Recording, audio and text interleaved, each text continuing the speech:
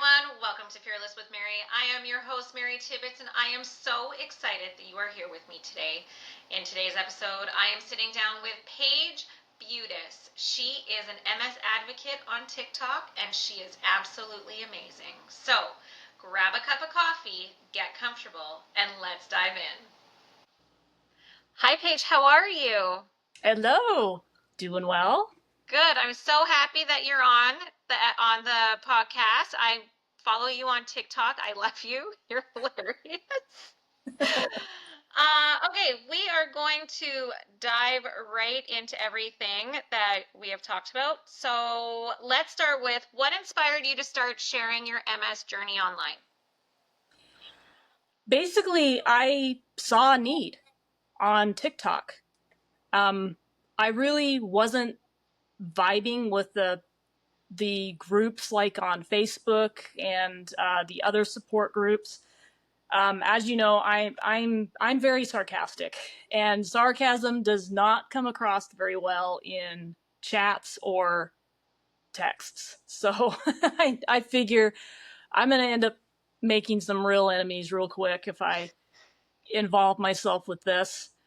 And I started, I started watching TikToks late 2021. I was a late bloomer for TikTok, but um, I just, after being officially diagnosed in April of 2022, I just decided to search on TikTok what's out there about multiple sclerosis. And I did find some videos, and I found a few accounts that were dedicated to MS awareness and helping.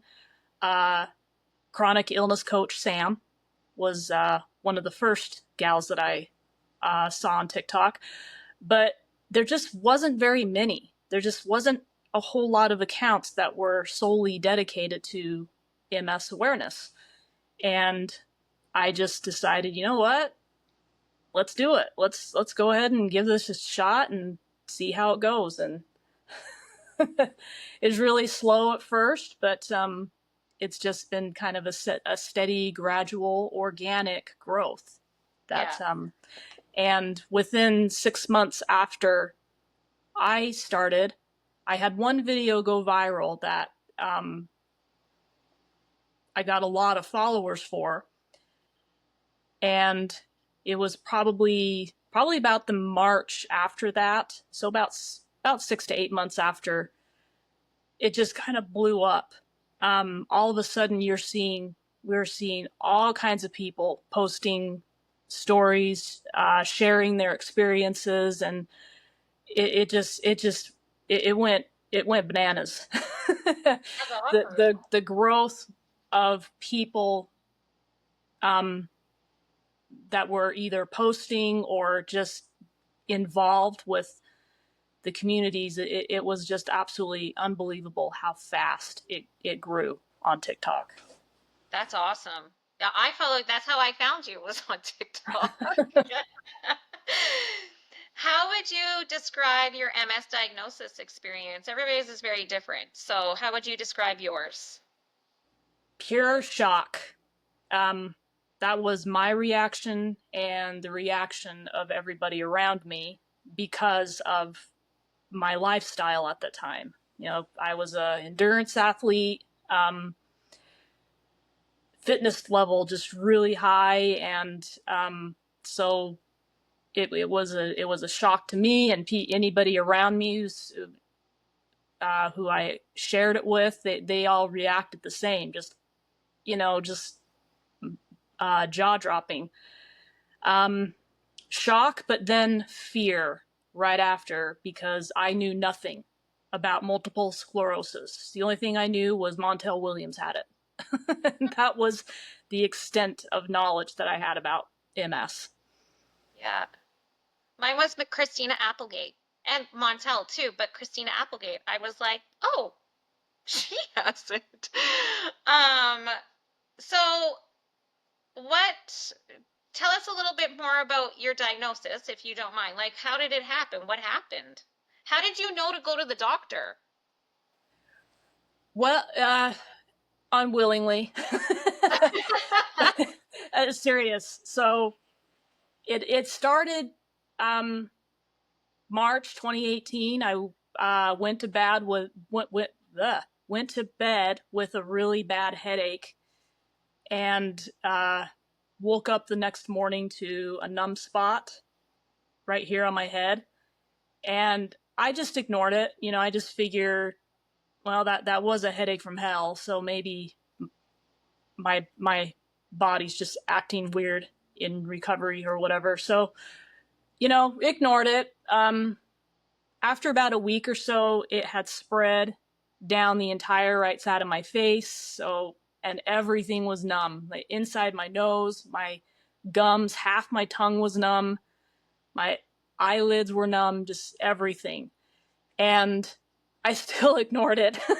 So, but then I started experiencing dizzy spells, auditory hallucinations, and my memory was going to shit. Sorry, can I swear? Oh, absolutely Okay. you can. Don't you worry about that. Okay. And my coworkers and my boss thought I was having a stroke, so they all convinced me to go to the ER. They threatened me, basically. They said, if you don't go willingly, we're going to call your husband and make him come get you and take you. I'm like, okay, I'll go to the ER. Yeah. And I went in because I still had the headache. The headache just, the ice is just like an ice pick headache. It just never went away. But they did an MRI in the ER, and then I was just later released. They really didn't feel like there was anything else they could do for me. But I got a call the next day from the ER department, and they told me we need you to come back in to have another MRI done with contrast. And I'm like, excuse me, I that I think that is when I started to take it a little bit seriously. But I went back in, had that other MRI done, and I read the radiologist report later that day, and it said on it, cannot rule out a demyelinating disease such as multiple sclerosis. And you could have pushed me over. I was shocked when I read that, and I was at work when I read it, and my boss could see that I was upset, and she's like, are you okay? I'm like, take a look at this. And she read it, and her reaction was the same. Her jaw dropped. She's like, are you kidding me? So, and from there on, it was scheduled with a neurologist, a load of blood work, spinal tap, and more MRIs. And the neuro I had was very conservative. So, because I should have gotten diagnosed in 2018 because I met the criteria. I had multiple lesions.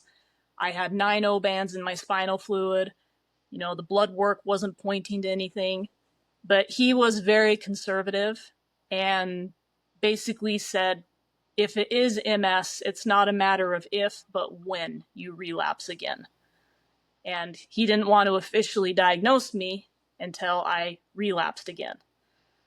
What? Yeah, but he did tell me, you can go on medication, though. I'm like, why the hell am I going to go on medication if you're not going to diagnose me with anything? Come on, dude. That doesn't even make sense. No. Oh my God. Because you don't do medication, right? Currently, no. No. Have you? I have, yeah. You have. Yeah. Because I wasn't 100% sure if you did or you didn't. After I got officially diagnosed in 2022, because it was another 4 years before I had another relapse. That's wild. And I did start Glatopa, the self-injection, 3 days a week. And I was on that for... It's kind of a story as to why I'm not on meds anymore. But I was on that for about 1.5 years, I think. Yeah. But due to other issues that I was dealing with, I had to stop all medication, all supplements, because I was having a separate issue going on with my digestion. And when the time came to start, when I got the okay that I can start meds again, I just didn't. Yeah, well, and it's really based on a lot of the research I've done about MS and just how broad of a spectrum MS is and how DMTs only address a very small portion of that spectrum. yeah. And I don't feel like I fall in that spectrum. So I just decided I didn't want to do the medications anymore because I didn't really feel like I'm going to get as much benefit as I would had if my MS behaved in a way that the medications would benefit. Yeah. Yeah. I'm not That against meds. I'm very neutral about it. This is just, a decision that I've made for myself. yeah, and that's for right now too, right? Like Right. you never know. The next thing could come out. I know for me, I do take medicate mine's literally so I can calm down my nervous system because it like I had seizures.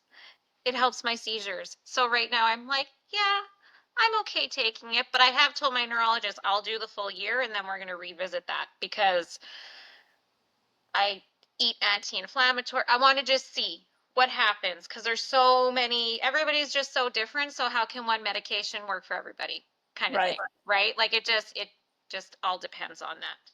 So, okay, your videos are absolutely hilarious and honest, and I love them. And have you always been that bold, or is it because you got diagnosed with MS and you're just kind of like, fuck it, here I go?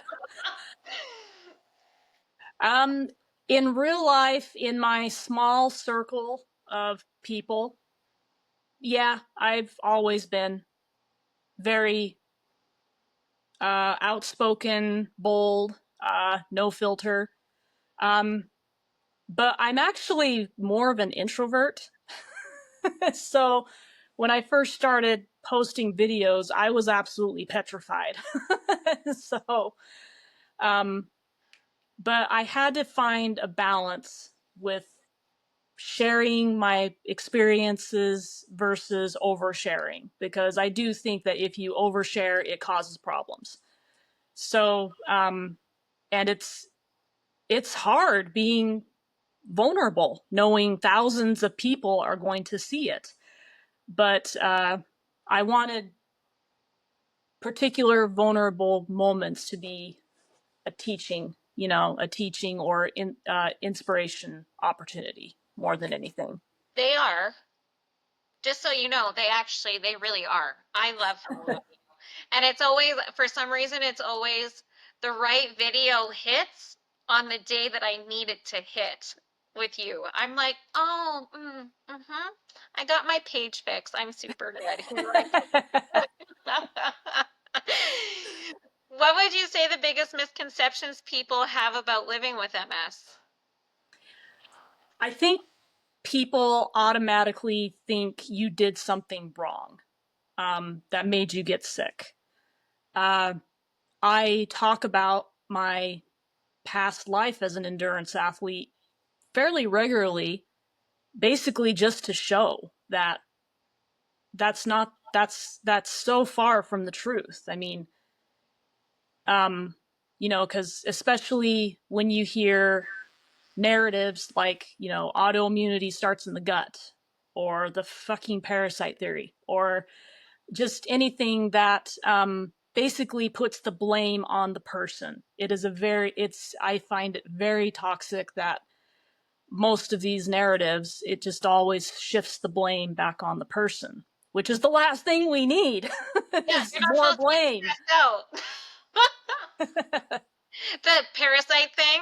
Oh, mm, yep, we're not gonna go there right now because, yeah, if one more we'll touch person on tells me it's because of a parasite, I'm gonna put this pen through my eye. I'm not even kidding you right now. we'll touch on it a little later because Yeah, it's part of it, one of my other answers. yeah. Oh my God. Okay. You often call out toxic positivity, which I love. What's the line between hope and denial? Hope cannot be blind, um, which is why I think self-advocacy is so important. We just can't have blind hope in something's going to happen that's going to fix us, or big pharma is going to save us, or the medical community. And I don't think we should be just having that blind faith that that's going to happen, because there are so many things that you can do to so many things you can incorporate into your life to improve your quality of life without relying on the medical system to do it. I mean, yeah, we do need the doctors because they're the ones that have the knowledge. They're the ones that have the ability to refer you to the therapies or the medications that you need. Yeah, they're the professional, but we know our own body. We know what's best for us better than anybody. And I just find it that it, I see it more with people who are dealing with chronic illness, because chronic illness destroys your confidence. I mean, that's a fact, that it just destroys your self-worth. And it is really hard for people. And I'm saying this because I went through it. It is really hard to get yourself out of a place where you can have confidence back in yourself that you can do things on your own to improve your quality of life, and not be submissive to a doctor or the medical system. It's just it's kind of taking back power. When you look at it that way, and it's really hard to do. And I get it, and I understand that because I went through it. Toxic positivity is skipping the most important part about growth, because you have to go through the shit before the positive outlook comes. Toxic positivity suggests that being positive is just like an automatic response. It's like, oh, you've been dealt this shitty hand of cards, but you still should be happy about it. It's like, fuck you, dude. I'm not going to be happy about this. Yeah. If you don't go through it, if you don't go through that shit and pull yourself out of it, then you're not going to see just how amazing the good can be. There's a country song by Rodney Atkins. If you're going through hell, keep on going.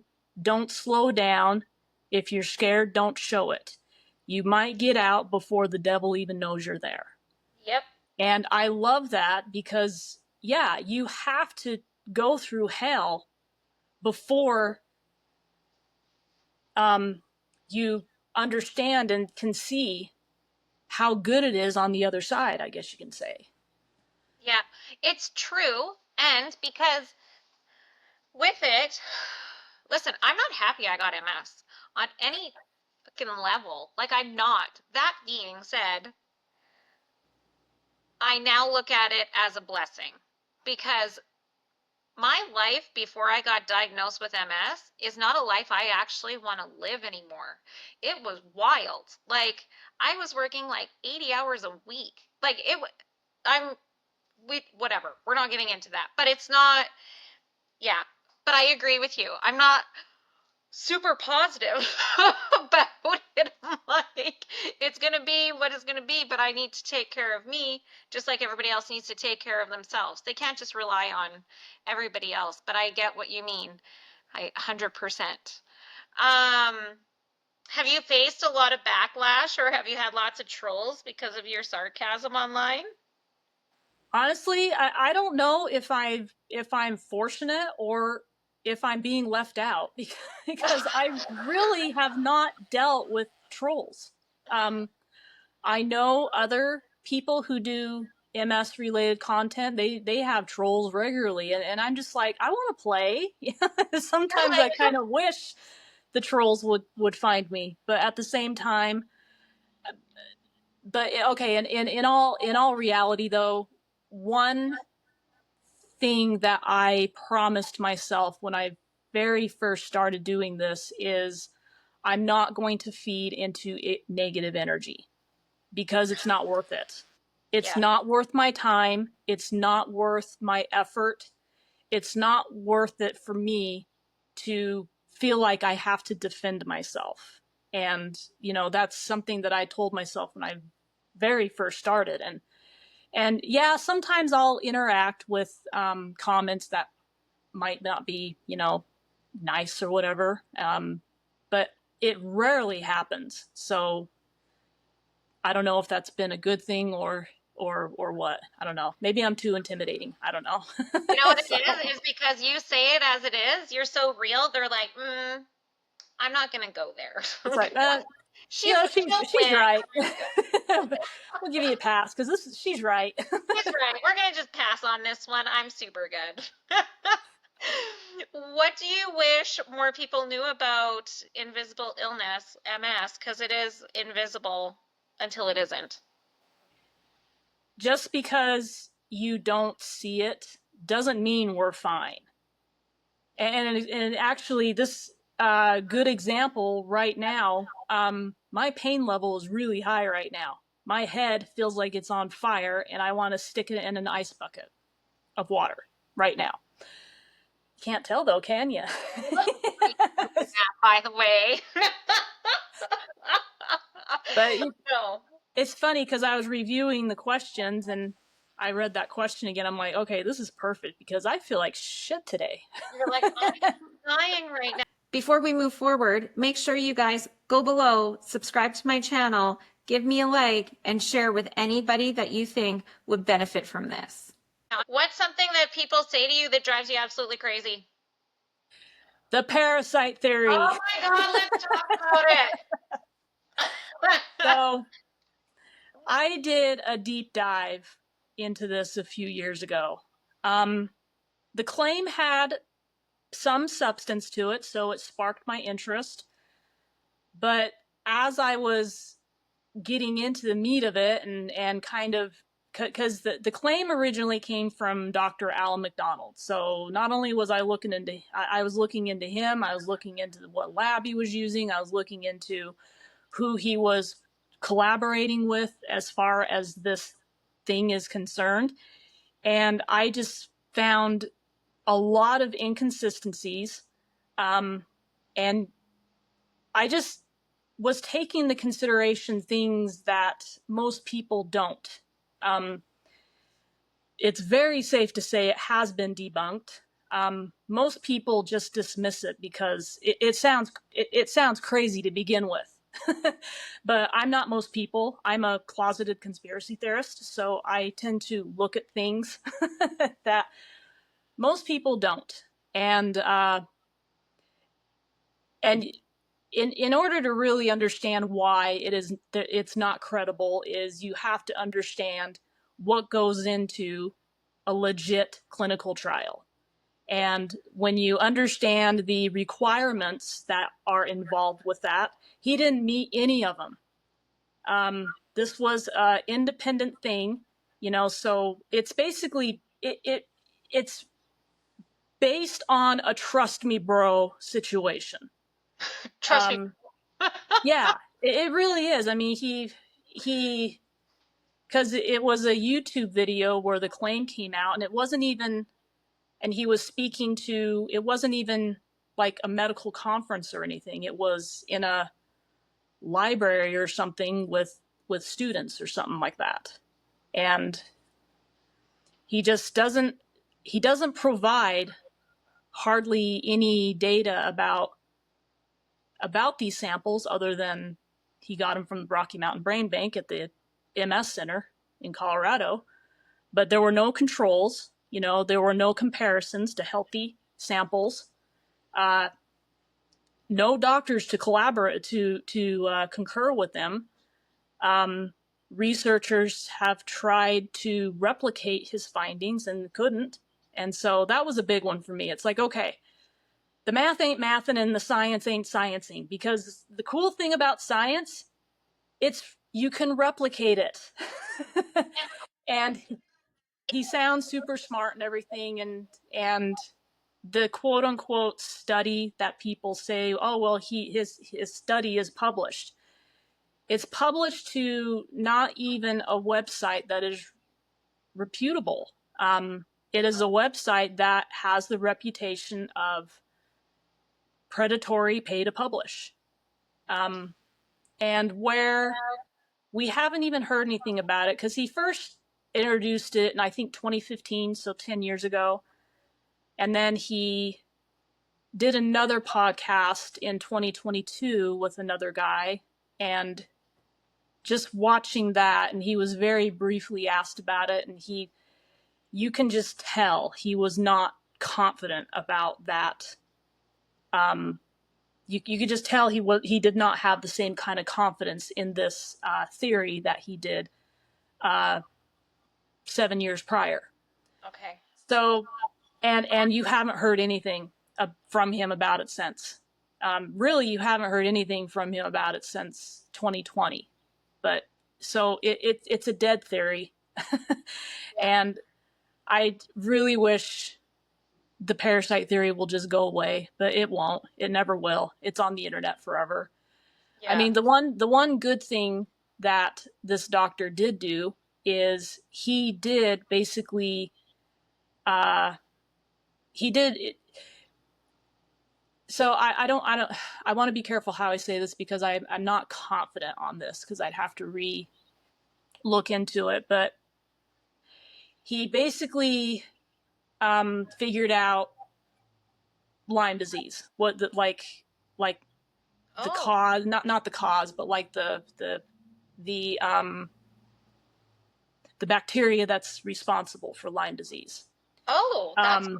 And because of that, I don't know if it's standard everywhere, but because of that is why the Lyme testing is part of the MS protocol now. Yeah. So, but and that's where his focus actually went. He completely veered off into more studying Lyme disease, and I really think that's where translation was lost. You know, the internet is great about that, because there are people who think Lyme disease and MS are the same thing, which they're not. So it's just kind of, it just really put out a lot of confusion out there about MS and Lyme disease, really in general, about the two. Yeah. But luckily, I don't see it a ton anymore, and maybe that's because my algorithm doesn't make sure I don't see it anymore. But even if I get comments, even if I get comments on my videos that has the word parasite, it gets hidden. Yeah, I was gonna say, do you just hide it because you just don't want to look at it? No, I don't filter anything, but I don't know. I guess TikTok has realized how much parasites anger me, so they just hide it from me now. I don't know. no, but it's true. It's true. I've had a few people say, "Well, it's caused by." I'm like, "Thank you, but it's actually super not caused by that. They actually don't know what causes it. All I know is you're stressing me out, and I don't want to be stressed out because that makes my life worse right now. So let's not talk about it." Sort of I thing. think it's just part of the mentality, because I see this a lot in the health and wellness space, health and holistic space more than anything, is, you know, they believe that everything can be healed or cured through the earth, and that there's a simple explanation for everything, so to speak. And that's a simple explanation for a very complex nervous system disease. So, Yeah. and I think that's why people tended to latch onto it, because, you know, it's an easy solution that can be easily fixed. Yeah. That's interesting that you brought that up because so I'm a holistic wellness person, 100%, but I believe there's a place for medication and taking care of yourself and doing all the things you're supposed to do and then living a holistic life. I'm not talking about being a tree hugger and thinking that it's going to happen that way. That's not what I mean. I mean just putting the right things into your body. You don't want to be eating processed pepperoni every single day because obviously without MS, you're still not going to feel good if you do that, right? So I'm glad that you actually brought that up because I've met a few holistic people that they're beyond holistic. Way They're and like, way in left field. Yeah. way. And I'm like, no, no.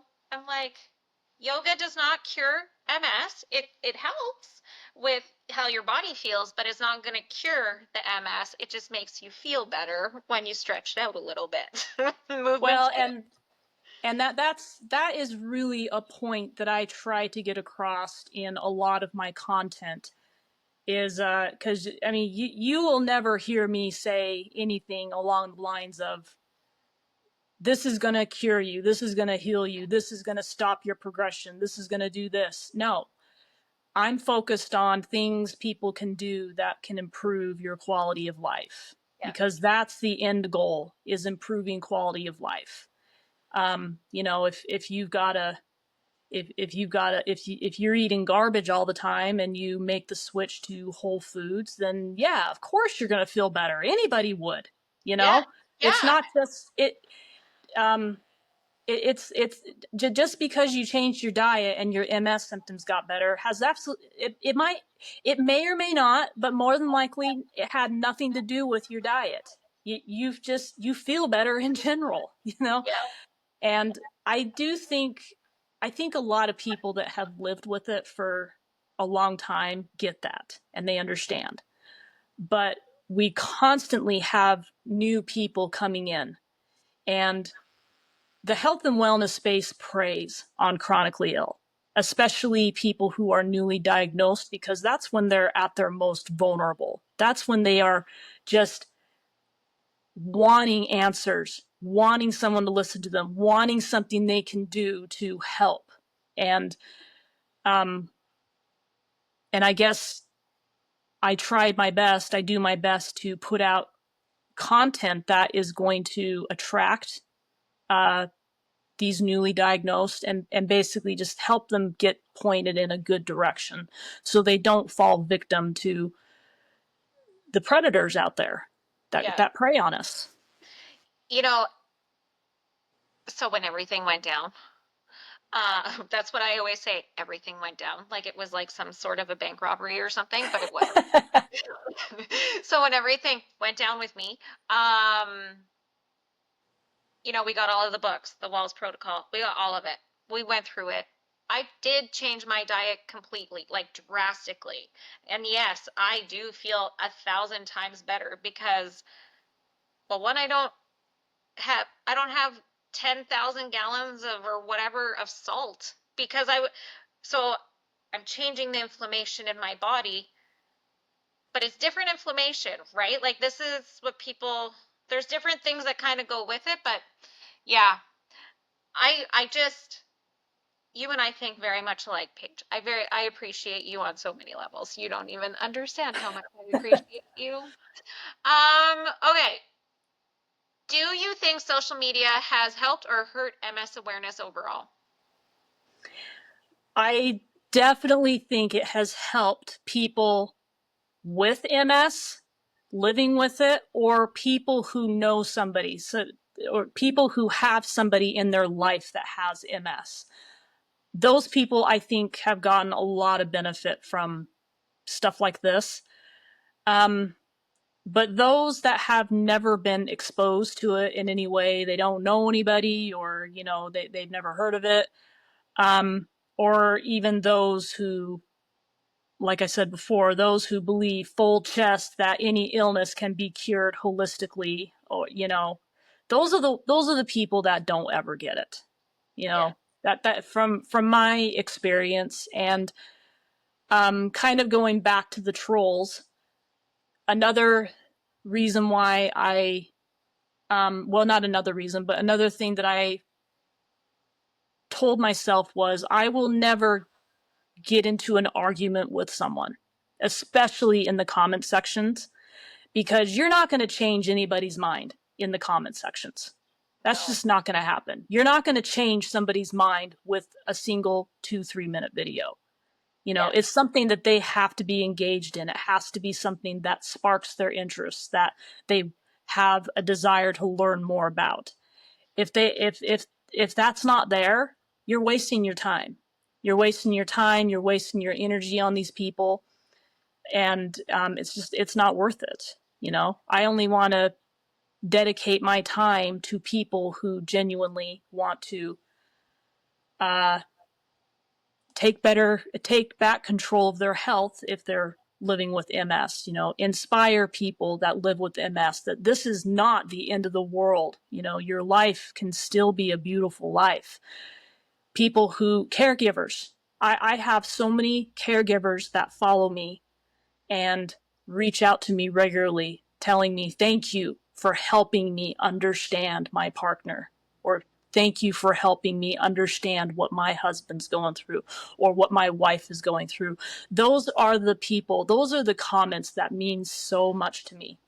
Yes. Is people who don't live with it, but they're directly impacted by it in some way. Yeah. Yeah. You know, as somebody who has MS, I appreciate you saying that because I'm the MS person in the house. And I guess maybe sometimes I appreciate my husband on so many levels, but I guess I don't really see what he has to go through with me having MS. Does that make sense? Yeah, And I hear you. yeah, and I feel bad sometimes because I can be snippy and bitchy, and he's looking at me like I'm like, "What's your problem?" kind of thing, but it's not his fault that I'm where I am. And it's not that I blame him, but it's just you forget. You just forget that they're going through it in a different way, but they're going through it too, Well, right? and if your husband is anything like mine, he's a fixer. He Mine wants is to a fix it. fixer. Yes. Yeah. If and my husband is my cheerleader. He is my rock. He is, and I am the luckiest woman in the world to call him my husband. I absolutely love my husband, and he treats me like a queen. You know, he has always been so good to me. But so when he sees me struggle, if he sees I'm having a problem, he wants to fix it. And Yeah. I know it drives him crazy. He can't fix this. I Yeah. know it drives him nuts. Um, and he amazes me because he has put out so much effort into understanding what I'm going through. There's been situations where he's kind of gotten a taste, I guess you can say. Okay. Probably the biggest one that this I'll have to, you might have to read between lines on this a little bit. So um, the first time he pour, partook of a edible. Yeah. It's legal Um, in Canada. You can say whatever you want. We all do okay, it here. It's okay. okay. So first time he ever tried an edible, he did not know that it takes a while for it to kick in. Okay. So I think and these had 10 milligrams each. He did not. So he takes one, and 45 minutes later he says, "I'm still not feeling anything." So he goes and takes another. Oh my God. And we're sitting watching TV on the couch, and he's like, "I can't keep up with what we're watching. Things are going by so fast. It's like everything around me I want everything to slow down because things are just going so fast." And I said, really? You know, I'm like, that's what I deal with 24/7 every day. And he's like, really? You know, he's like, this is what you deal with? I'm like, yeah. And then he stood up and he was dizzy, balance was off, and he's like, you deal with this. This is what you deal with, isn't it? I'm like, yeah. So that, I think that particular night was a huge eye opener to him in Yeah. understanding. Um, I know we've had other instances too, but that was a big one. That's hilarious. And The I only love it because difference is it's not as much fun for you. You deal with it all day and you don't even get to have like the good sleep afterwards. well, yeah, I Like, tell him regularly, it's like, I feel like I am drunk off my ass, yeah. but it's not a good drunk and there's no fun buzz. You know, Yeah, there's nothing fun. Yeah. it's just 24-hour drunk. Yeah. My husband and I went to a restaurant and we're sitting there and I had ordered a glass of wine and I had had an edible before we went out, but it hadn't kicked in yet, whatever. And we're sitting there, but sometimes my arm goes sometimes and I can't do certain things. And I took the fork and I ordered a glass of wine and I went to go and put the food up to my mouth, however it was, and I kept missing my mouth and like hitting my face. The bartender was going to cut me off. He thought that I was drunk. And my husband's like, or well, no, I'm like, no, no, it's okay. I have MS. And my husband was like, she does. It's okay.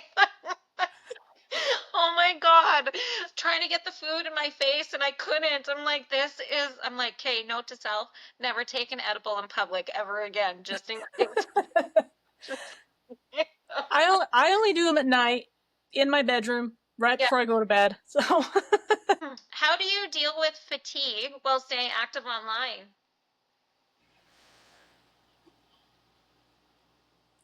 people tend to forget that it's literally minutes out of my day. And I only post 2 or 3 days a week, you know, and I've gone weeks before without posting.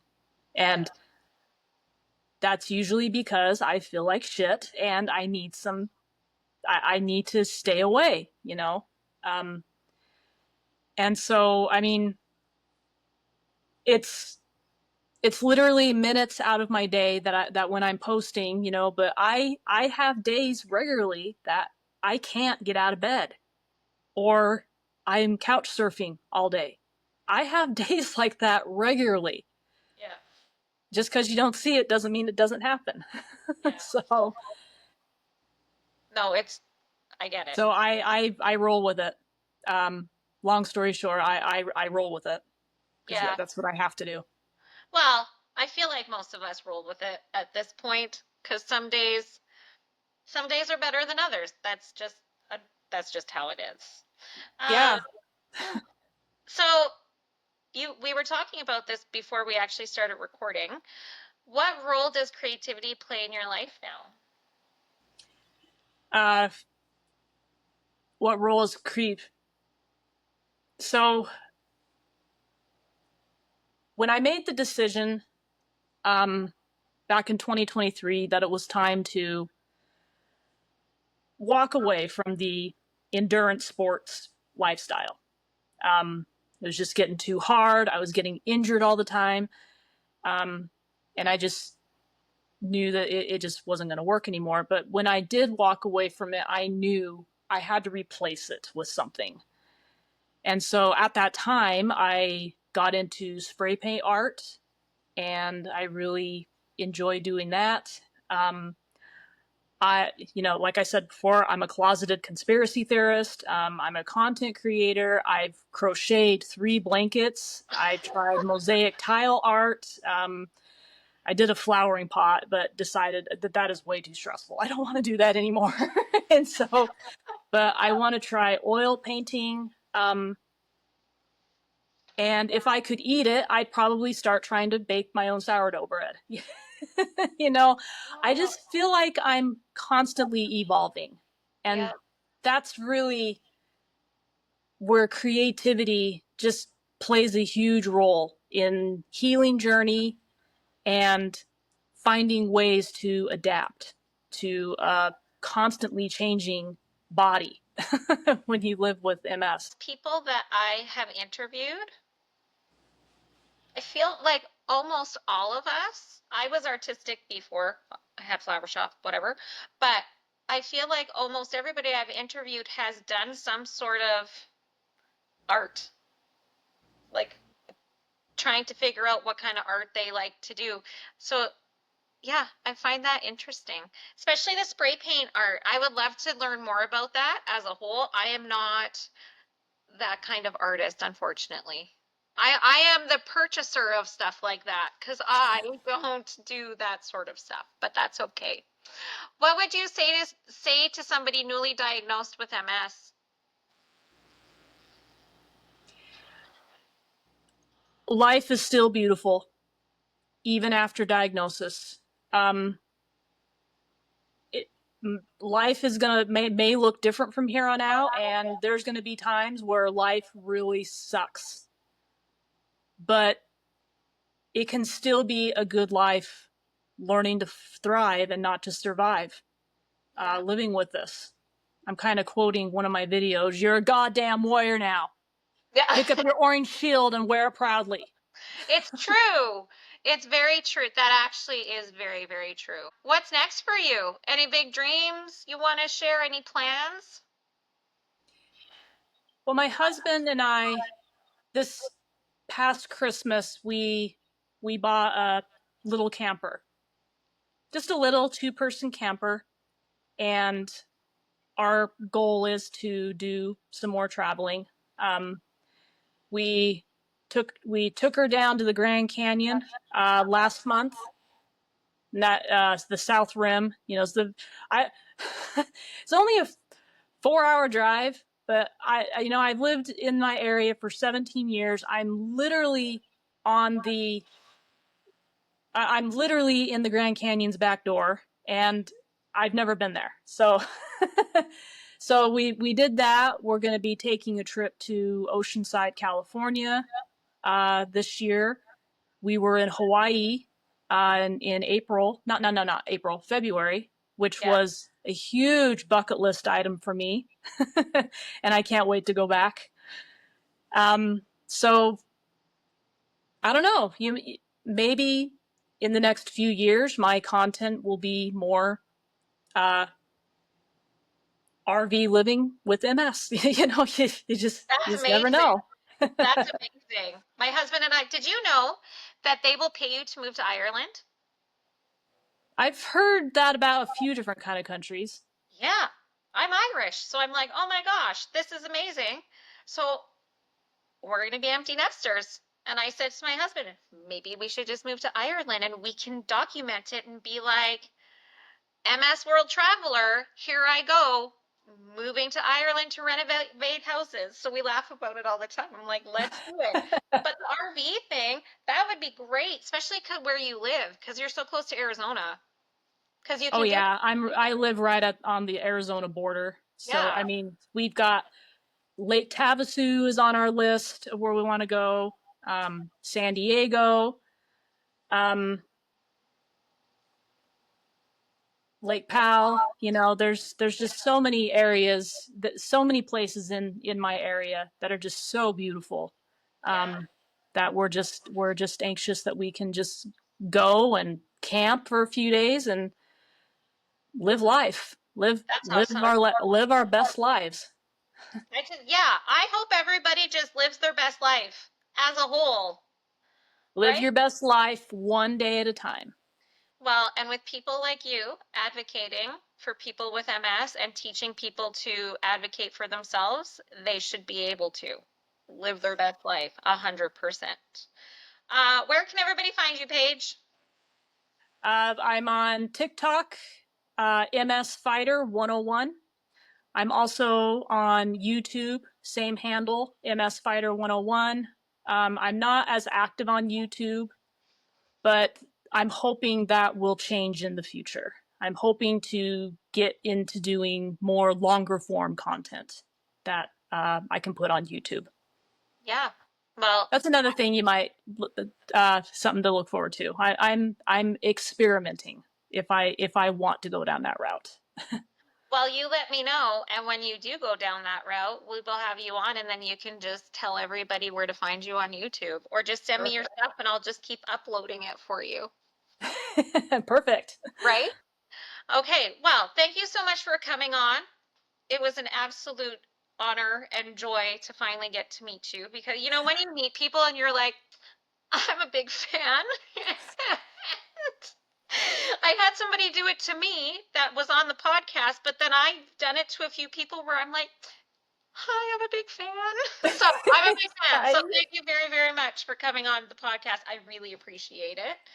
And everybody stay tuned for next week. You know where to find me.